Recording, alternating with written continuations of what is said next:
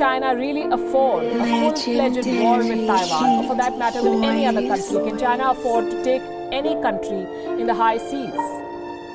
On paper, yes. In practice, perhaps not. And I'll explain why I say this. China has the world's largest navy.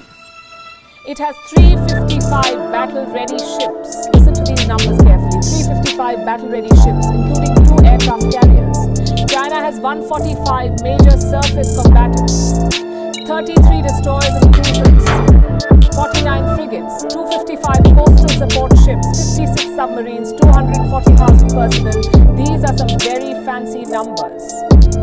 If you compare China's total naval assets with the rest of the world, here's what the chart looks like. China has a clear lead over Russia, North Korea, of course, the United States too, Colombia, Iran, Egypt, Thailand, India, Indonesia.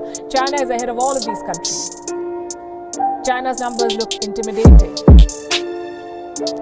And the scenario becomes scarier when you consider the fact that by 2030, China will have 425 battleships in force. Here's something else we need to take into account. China already has a hypersonic missile that can strike anywhere on Earth within minutes, so it claims. China is also building its nuclear capacities. You might remember these satellite images. Well, here's another one, another satellite image. As we speak, Beijing is playing war games at home. Look at this picture. It was captured by a satellite.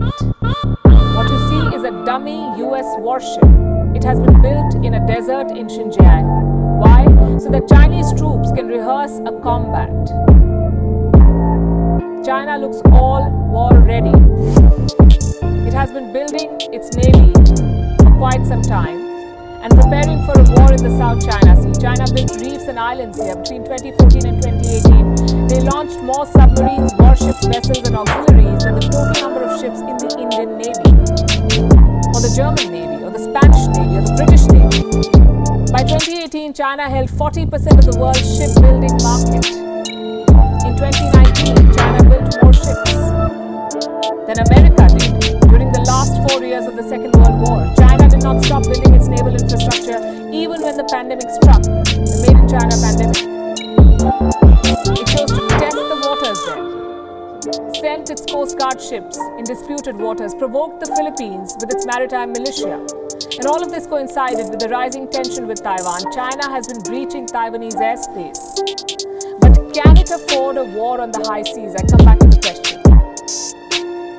First things first, China will not be fighting Taiwan alone. Its main opponent will then be the United States. And China knows this, which is why it is building dummy American ships to practice with. China will also be fighting American allies in the South China Sea, countries like Japan and Australia. Chances are European countries may also throw their weight behind Taiwan.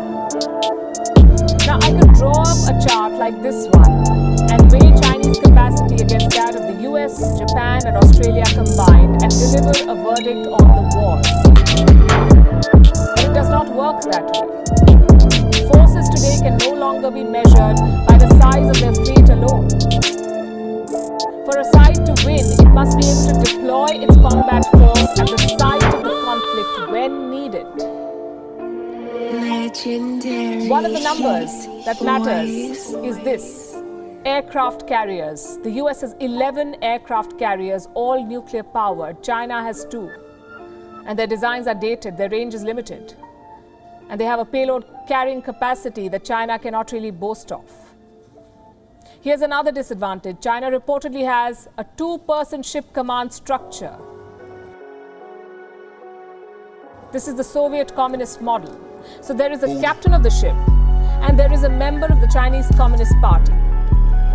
Who takes the final command during an emergency situation? The Chinese structure is perfect for delaying a decision. Now, if Chinese vessels are to fight beyond the South China Sea, it could have problems there too. Most Chinese vessels do not have exposure to the waters beyond the Western Pacific. They also do not have experience or proven capability, much like the Chinese army are its troops. Way too many, but we often spot them crying. Take a look.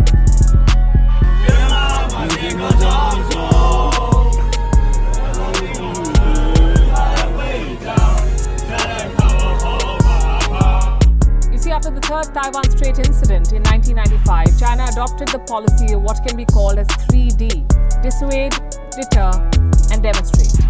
They're trying to deter the world by demonstrating the number. Can these numbers be taken at face value? Well, they shouldn't be. Does this mean the world can ignore China's naval buildup? Of course not. The world knows better. As we speak, ships from the US, the UK, France, and Germany are sailing in the South China Sea. The US and the UK are assisting Australia in developing a nuclear-powered submarine to counter Chinese threats in the Indo-Pacific. The world's leading democracies, including India, have come together to form the Quad. Naval drills in the Indo-Pacific have gone up as China sails towards its 2049 goal to build up its navy, to strike Taiwan, to fulfill President Xi Jinping's dream of a world-class military. The world, too, is preparing to enforce the rule of law across the 7 oceans. Xi Jinping knows this. His vessels are better off anchored in safe waters. WION is now available in your country. Download the app now and get all... Okay. That is all the time we have for today. We have additional opportunities. Let's take one question. Okay, all right.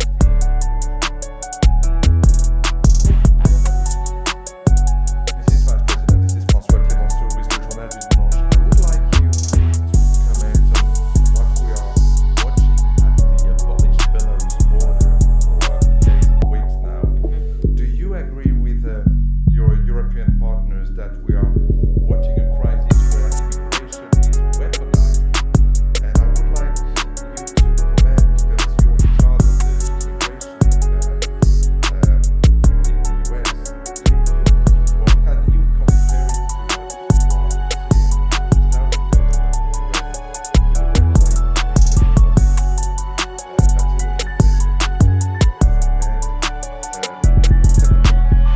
just give us what are your hopes about the next meeting last November, at the end of November, between the Europeans, Iran, in order to find a common solution to reactivate the JCPOA. Thank you very much. Yeah. On the last point, the United States and the President has been clear about this. We are looking to re-enter, Purchase your tracks and today. we are looking forward to the talks that we anticipate and hope will be productive to that end, and we are aligned with our allies in that regard. On the issue of Belarus and what is happening at the border with Poland, we are very concerned about that and closely paying attention to it. And the Lukashenko regime, I believe, is engaged in very troubling activity. It is something that I discussed with President Purchase your Macron, tracks today. and the eyes of the world and its leaders are watching what is happening there.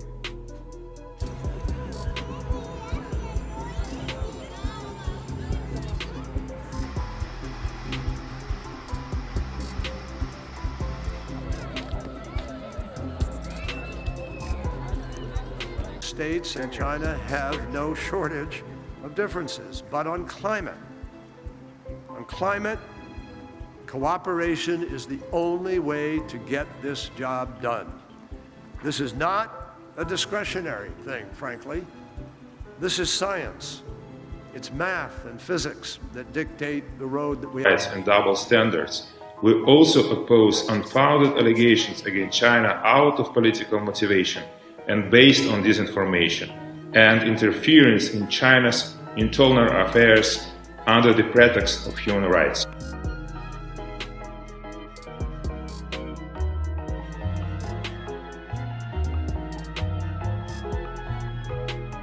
Generous.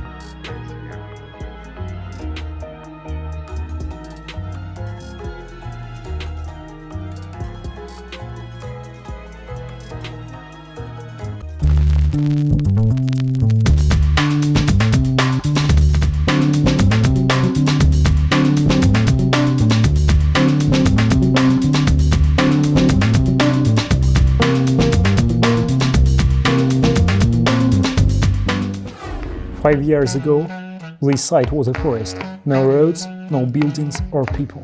Back then it was difficult to imagine what this place would become. This is what the site looked like 5 years ago, and here is the park today. As you can see, a lot has changed. Let's take a look at some of the developments which have taken place.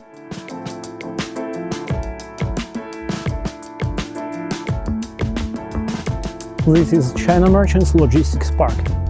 It was the first park enterprise to be constructed and put into operation. The logistics park covers the largest area in the park and is the largest value investment of all our residents. China Merchants Group first became a resident in April 2015. As well as building the logistics park, they also constructed the park's trade and exhibition center and the business center.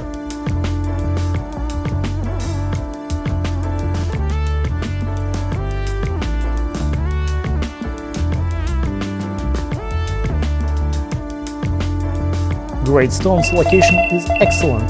It's in Belarus, the center of Eurasia, and connects Europe to Asia. Minsk's international airport is within the park's territory and is 5 minutes drive away.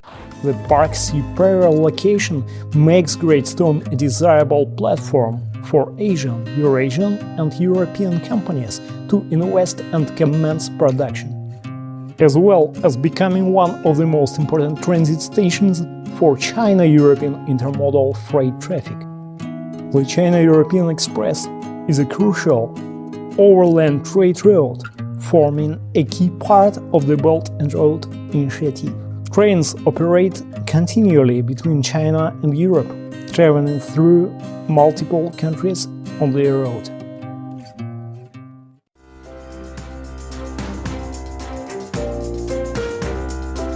At the end of 2020, the Innovation Center was officially put into operation, assisted by China's Ministry of Commerce. The R&D Center forms a key part of Great Stone's first phase. It will become the park's technological incubation base and a center for Chinese-Belarusian cooperation and exchange.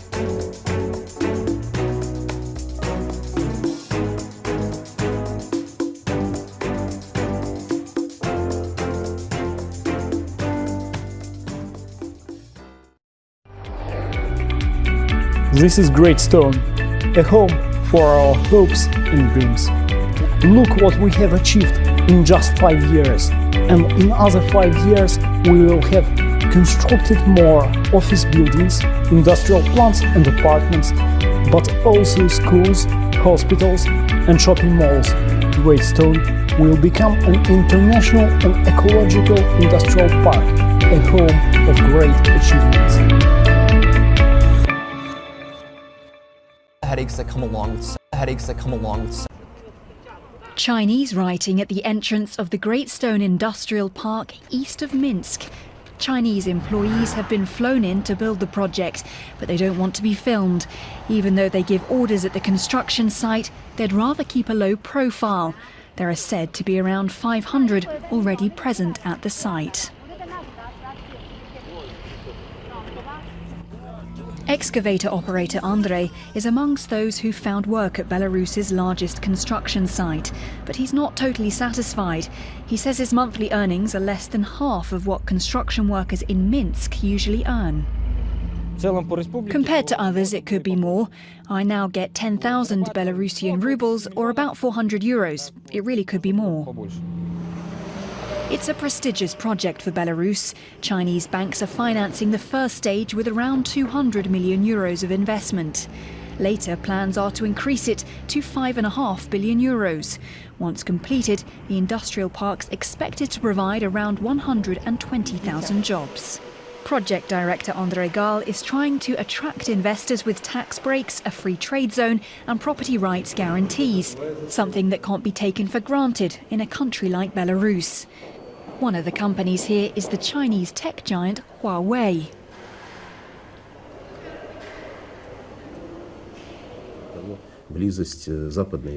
The idea is to re-establish the Silk Road between China and the West. The proper infrastructure is being created here. We're close to the European markets and also have Baltic Sea ports nearby in Lithuania and Latvia.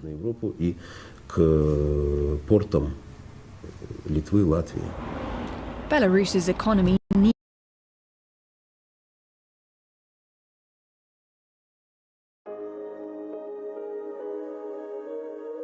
The message coming out of China is getting louder by the day. It doesn't like other countries, especially Australia, ganging up and meddling in its affairs. As we know, Beijing is currently doing its best to punish us economically, but in the last few days, President Xi Jinping has also ratcheted up the rhetoric by warning of the perils of a new Cold War. A loose translation is, if we don't stop poking the panda, we'll face serious consequences. Now, it's worth taking that threat seriously because Xi controls the largest military force in the world. And as one of his supporters cautions tonight, the cost of conflict with China could be Armageddon. It's a prospect as terrifying as it is unthinkable.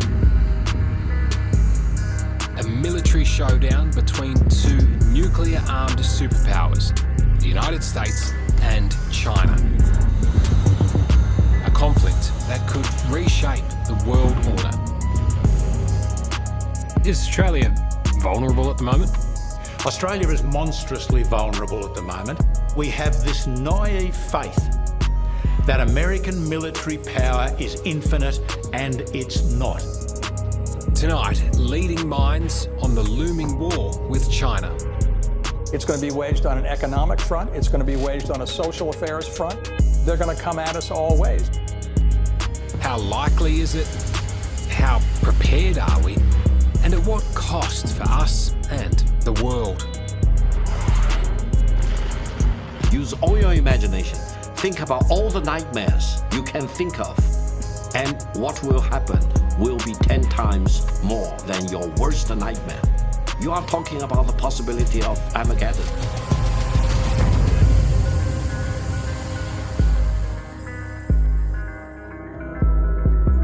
Taipei is a modern metropolis, capital of Taiwan, an island half the size of Tasmania, yet home to a population just about the same as all of Australia.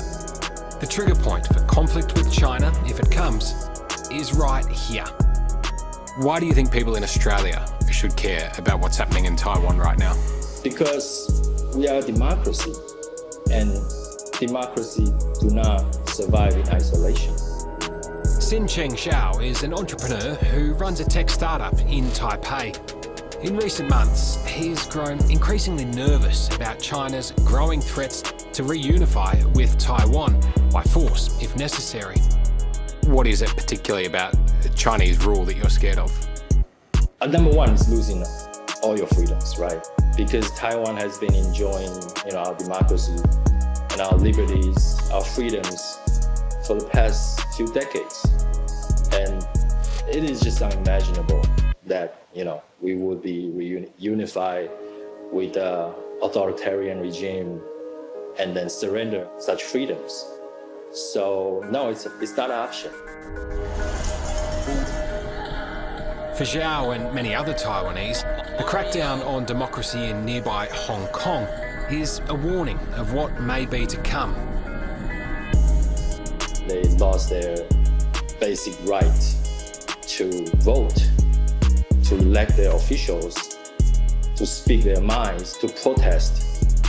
Hong Kong people just live under fear every single day. So we all hope that it doesn't come to this, right? Because Taiwanese would have to fight. And although we spend heavily on military equipment, we are no match for the second largest army in the world.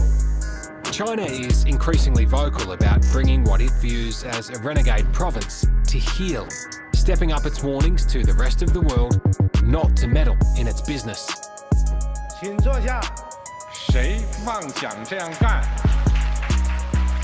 Anyone who dares try to do that will have their heads bashed bloody against the Great Wall of Steel, forged by over 1.4 billion Chinese people.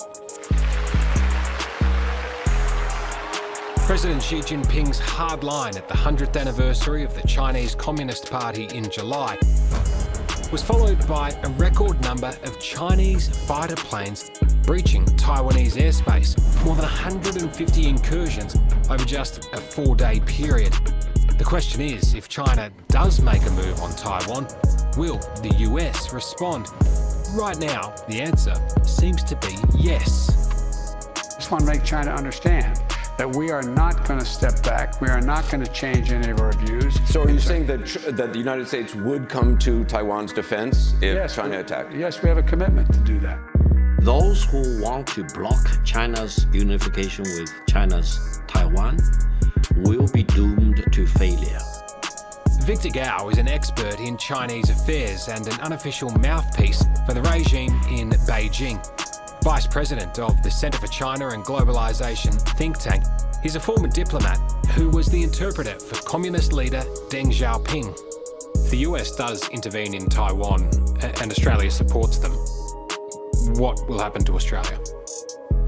Listen, if Australia goes to fight together with the US soldiers in China's drive for reunification between China's mainland and China's Taiwan, then you are talking about the worst thing you can dream of. A war between China and the United States will soon escalate out of control, and that will be Armageddon, Armageddon, and Armageddon. And this is what I hope the Australian people will come to realize, that you need to deal with China with respect as much as you give to the United States.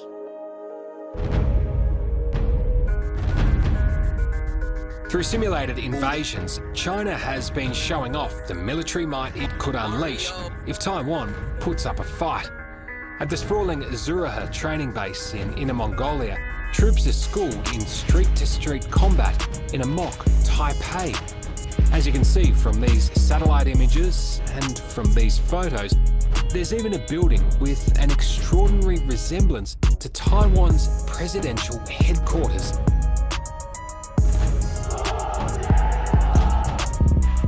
It's all designed to send a message. We are armed, we are ready, and we can make a move whenever we want. Let the Chinese people do their mission. Let China's mainland unite with Taiwan, and that will make the Chinese, the Americans, the Australians, and mankind as a whole happier and safer. You said Australia should show China more respect, but it sounds to me like you want Australia to kneel down before China and fear them. Absolutely not. I think China probably at the heart is a country of pandas. Do you really want to fear a panda? Do you think a kangaroo will fear a panda? Probably not. A panda probably will run away in front of a leg-kicking kangaroo. This is what we will get all the time from, as people say, the panda huggers. I believe that the Chinese Communist Party's aim is to be dominant in this region and perhaps dominant in the world. And this is a zero-sum game. It must remove America from the Western Pacific in order to be dominant in this region. Simple as that. Few have a handle on the strategic perils of the Taiwan issue, quite like Australia's former Major General, Jim Molan. A lot of experts are looking in the crystal ball at the moment, trying to figure out if and when there would be war over Taiwan. When do you think this is likely to all play out? Fundamentally, given the power that they have now in their military, they could act any time from now on. And that's what frightens me more than anything. So if a move on Taiwan does happen, how's it likely to play out? Jim Molan believes there are three likely possibilities. The first scenario is what I call the incremental model. China places a blockade around Taiwan, a no-sail, no-fly blockade, says to Taiwan, okay, well, you can happily go bankrupt Taiwan, and let's see what the Americans do. Now, the Chinese can back off if the Americans come through with overwhelming force, which I don't believe they can. But until then, China may be able to achieve its aim without fighting. The second scenario is a sudden attack, a Pearl Harbor type attack, to take out all the American bases in Japan, in South Korea, and in Guam. And then they turn around and say to Taiwan, well, what do you reckon, Taiwan? Do you want to be destroyed by us? The third model is to do them both. The second China starts targeting US military assets, surely then it's a very slippery slope towards all-out nuclear war. No, I don't believe that's the case. America would be foolish, even though it may have suffered a tactical defeat, to use nuclear weapons because it would start losing American cities. It's a terrifying prospect, the two biggest powers in the world going toe-to-toe. But as you'll see, there are strong reasons to believe war is not as likely as some might think.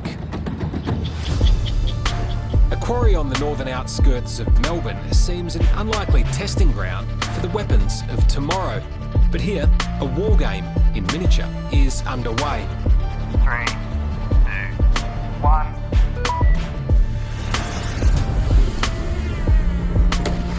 Defentex is a Victorian company developing autonomous drones for the battlefield. It's headed up by Travis Reddy, who believes these diminutive weapons could be a critical part of Australia's arsenal.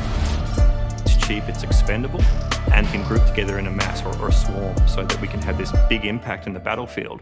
How much are your developments made for the sole purpose of helping a country with a small defence force like Australia take on a big force like China? That's ultimately the reason that we exist. Each tiny flying machine can carry a powerful payload. It could be a smoke round, an anti-tank round, an anti-personnel round, a radio retransmission system. But their real strength comes when they swarm in huge numbers. If you end up getting hundreds or thousands of these drones working together at one time, what can they actually achieve? Yeah, they can have a devastating effect. It's early days yet, but increasingly cheap autonomous drones are being viewed as a key to modern warfare, particularly for nations like Australia. We're a very small country, we have a very small defence force, so we have to maximise the impact that every individual soldier can have. So this could be a big tactical advantage for the little guy. 100%. And I want to thank that fellow down under. Thank you very much, pal. Appreciate it, Mr. Prime Minister. Right now, of course, Australia's focus is on the much bigger military hardware that'll result from the AUKUS Pact. It'll be a couple of decades yet before the cementing of the relationship with our two most trusted allies results in shiny new nuclear submarines. Former Major General Jim Molan fears that's far too late. It's excellent to have something out there in the future, 10, 20 years away. The question I've got is, what are we going to do for the next war? And the next war is not going to be 10 or 20 years away. It's going to be in the next 3 to 10 years. My estimate is in a serious fight, the Australian Defence Force only has enough missiles for days. This is not going to be resolved in days. And of course, we're not big enough. We should expand the Defence Force significantly. It's a pretty bleak picture you paint. It sounds like we're stuffed. I don't think being stuffed is a strategic word that I've used very often, but it's not bad. We should fund defence now based on our assessment of the national security strategy, which is based on the war that we want to win. In short, do you think Australia needs to prepare for war tomorrow? Absolutely. One thing is clear, while Australia's new subs will be nuclear powered, they won't be carrying nuclear warheads. But veteran Communist Party loyalist Victor Gao says Australia has already crossed the nuclear line. I would say the AUKUS deal in itself, by enabling Australia to build nuclear submarines, will have one big consequence for Australia. That is, Australia will no longer enjoy the benefit and the very rare privilege of not being targeted with nuclear weapons going forward. I think you're comparing oranges and apples there. Australia is doing a deal for nuclear-powered subs. They're not getting nuclear weapons. Why should Australia then be a target of nuclear weapons? Listen to me. The tubes in a submarine can be armed with both nuclear warheads and conventional warheads. Now, in the heat of a battle or in the heat of a war, do you think Australia will allow inspection as to what kind of warhead you put into that big tube? I can bet you, in the heat of battle, no one will pause, and the safe approach is to target Australia as a nuclear-armed country. Senior figures in China have said that because Australia has entered into the AUKUS agreement, that it is now a target for nuclear weapons. Do you think that's just bluff and bluster? I would call that bluff and bluster in that category specifically. From overseeing the most powerful naval fleet on Earth, How we doing? Good to see you. Richard Spencer prefers a quieter life these days. As former Secretary of the US Navy under Donald Trump, he watched China's military power and belligerence grow. But he's cautiously optimistic that tensions won't spill into all-out war. You know, China, I don't believe is quote-unquote looking for a fight specifically to fight. It wants to flex its muscles. But look what happened in the Cold War with Russia. I mean, we managed many hot friction points, and it never went to a kinetic state. What do you mean by kinetic? You start firing rounds downrange. And how likely do you think that is? I would hope that that's a far probability because it does no one any good. During the Cold War, mutually assured destruction prevented conflict as both sides feared the consequences of the other's nuclear arsenal. But Richard Spencer believes war will be prevented this time by a different threat of destruction: economic. In this modern, globalised world, China and the US are each other's largest trading partners, so in reality, highly dependent on each other. It's a very interesting symbiotic relationship when you trade and have very meaningful commodities traded with your competitor. You can't simply cut the line. You can't simply have some sort of knee-jerk reaction without unintended consequences. I guess that's where this situation is so unique compared to wars of past eras, because back then countries were self-sufficient, and now it is such a globalized economy that it's a completely different landscape. Completely different landscape. Financially intertwined, trade intertwined, that matrix that you described right there, the complexity of it, I would say is the safety gate for, all-out war. Australia's relationship with China is just as intertwined, and given that, the former head of the US Navy believes it might not be in our best interests to defend Taiwan militarily, even if we were morally opposed to any Chinese aggression. Is there an argument to say that perhaps it's not worth it for Australia and the United States to get involved in that? I'm simply a citizen, but I would have to ask the question of my, government leadership. Can we think long and hard about this? Knowing the scenarios, they're quite difficult. It would be a question that has to be asked. Is it kind of a case of you don't want to get involved in a war that you know you're probably not going to win? It's a very problematic situation in that regard. You have to think about what the results are at what cost. But Jim Molan believes inaction could be even costlier for Australia. Suppose we said, okay, Taiwan, well, you're on your own up there, and the Chinese snapped it up, and the Chinese started looking around the rest of the world, and they might snap up other liberal democracies like Australia. But we might then turn to America and say, America, well, could you give us a bit of a hand here? And the Americans might say what we said to Taiwan. Where do you draw the line? This situation that's developing now is an existential threat to Australia as a liberal democracy. Hopefully that day of reckoning will never come, but there's no doubt we're living in perilous times. It's China's move now in this global game of chess, and everyone will be watching with bated breath to see what happens next. China has no desire to preach to the Australians. We are, after all, the largest trading partners. We play it right. You will have the best of the two worlds. You will have the United States as your staunch ally. You will have China as your biggest, largest, ever expanding, and always affordable market. Please don't fight. Don't pull the trigger. Let's make peace rather than make war. So China is just a big, cuddly panda. Well, China prefers peace rather than war. That's the key. For its safaris, you sit in a jeep and get a tour of all there is to see in Africa. Africa has the world's most magnificent creatures, which is why it is such a popular tourist destination for wildlife and nature enthusiasts. But do you know who else are drawn to Africa? Well, The Chinese. African minds are looked upon with lustful eyes by China. Civilian governments in Africa are bought for peanuts. And China then exploits any African country it wants. But the military intervenes almost always, and China's plans get dismantled.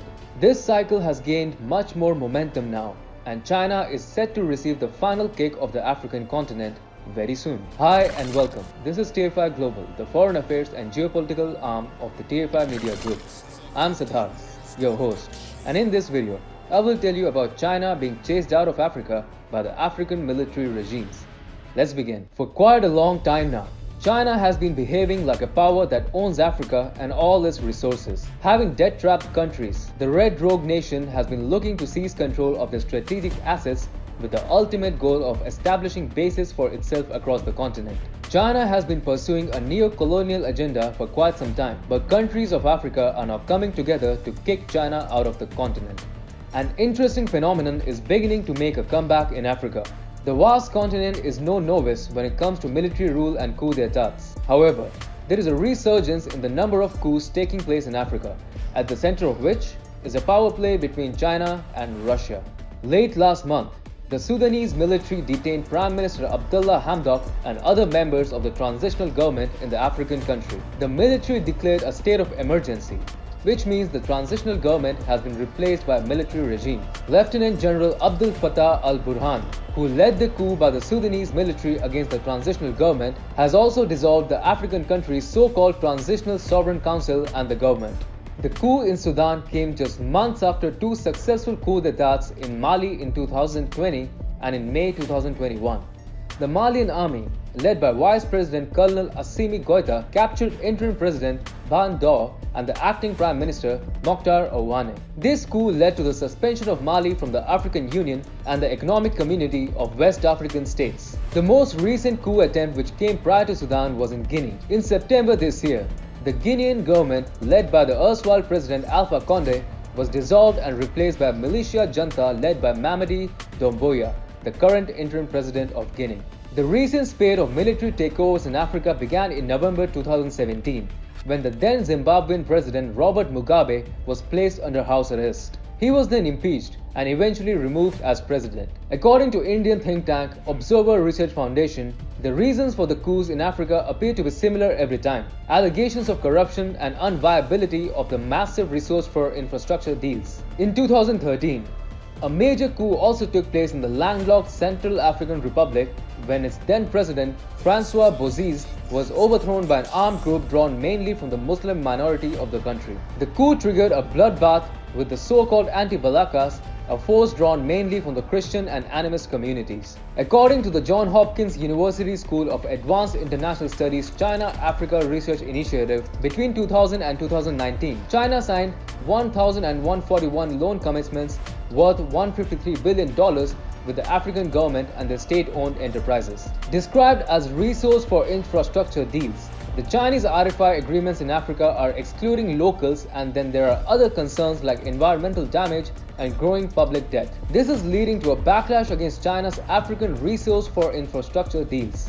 China uses a lending mechanism called Resource Finance Infrastructure or RFI agreements, wherein the recipient government promises to repay the loan for infrastructure development through wealth generated out of a mining project. There are growing concerns inside Africa that the Chinese RFI projects do not really benefit the general public and the locals. Resource-rich African nations are waking up to the fact that the Chinese come to their country, loot their resources, and really don't leave behind any short-term benefits for the locals. It is worthy to be noted here that China usually is able to buy out civilian governments in Africa. Once it co-opts such civilian governments, it loots the country in question without anybody looking over its shoulder. However, the people of the country do get infuriated, which forces the military to take matters into their own hands. Chinese jet traps and investments in Africa have also resulted in a massive upswing in corruption. Reported by TFI, Africa is only now waking up to the threat posed by China. Countries like the Democratic Republic of Congo, Sierra Leone, Ghana, and Kenya have begun cancelling Chinese projects, and Beijing is practically running helter-skelter for cover as its expansionist dreams get jeopardized by African nations despite it having crushed them under the weight of massive debts. According to ORF, the coups in Africa are not all a coincidence or a necessity. However, they do end up serving Russia's larger goals in the region. Russia has been involved discreetly in many African coups, and its mercenary groups appear to play a deeper role in countries such as Mali, Libya, and the Central African Republic. It is therefore not surprising that the military regimes in Africa end up almost always being supportive of Russia. Moscow is actually playing a strategic game against China in Africa. For China to get heavily involved in Africa does not bode well for Russia's larger interests. Russia is keenly invested in Africa, since the continent provides Moscow with a large alternative to undercut the influence of Western sanctions on it. Therefore, Vladimir Putin is not willing to cede any space to Xi Jinping in China. Countries in Africa seem to have found the perfect antidote to China. Wherever China has significant interests, a military regime is popping up at the behest of Russia, which undoes all the favors forwarded to China by the civilian government. China finds itself in a real